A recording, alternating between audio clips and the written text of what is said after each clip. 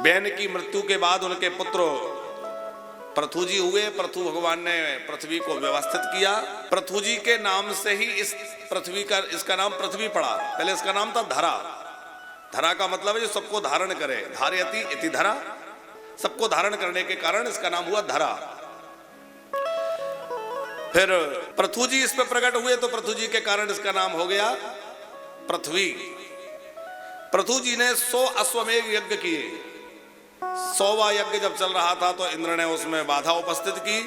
वहां भगवान प्रकट हुए और उन्होंने पृथु जी को वरदान देने को कहा।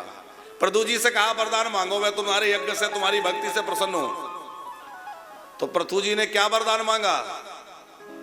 बोले भगवान यदि आप प्रसन्न हैं तो आप कृपा करके मुझे 10,000 कान दे दीजिए। भगवान ने कहा भाई 2 कान कम पड़ रहे हैं क्या? 10,000 कानों का क्या करोगे? बोले 10,000 कान इसलिए चाहिए कि 2 कानों से आपकी कथा सुनते सुनते मन भरता नहीं है, तो 10,000 कान होंगे तो खूब आपकी कथा सुन सुन के आनंद लेंगे। पृथु जी ने 10,000 कान मांग लिए। भगवान ने तथास्तु कहा। अच्छा देखो, ये सब बातें थोड़े विचार की हैं, क्योंकि आजकल के बच्चे जो नई पीढ़ी है वो सुने कि भाई 10,000 कान मांग लिए और भगवान ने दे दिए, तो वो कहेंगे अरे सब पागल बना रहे हैं। किसी के शरीर में 10,000 कान हो जाए तो पूरे शरीर में कान ही कान दिखेंगे। इंद्र को 1,000 आंखें, तो इसका मतलब क्या पूरे शरीर में आंखें ही आंखें थी? अच्छा, रावण को 10 सिर थे, कहा जाता है ना रावण को 10 सिर।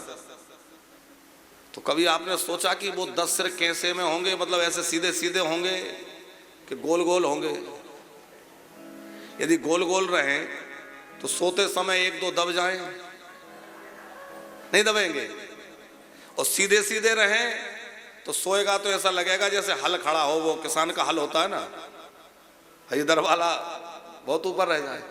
तो 10 सिर का मतलब ये है कि उसके 10 सिर नहीं, सिर तो एक ही है, पर 10 सिरों में जितनी बुद्धि होती है उतनी बुद्धि उसके एक सिर में थी। उस समय आने पर वो 10 प्रकट कर सकता था, इतना उसमें वो था, रहता एक ही सिर में था।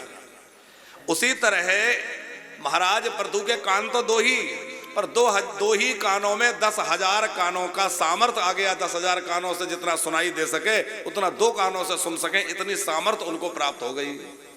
तो कथाओं की वो गहराई समझनी होती है। कभी कभी वो उपमा के रूप में होती हैं, लेकिन हम लोग पर उनको नहीं समझ करके और नई पीढ़ी वाले बच्चे कहते हैं अरे ये सब फालतू की बातें हैं। ऐसा होता है क्या?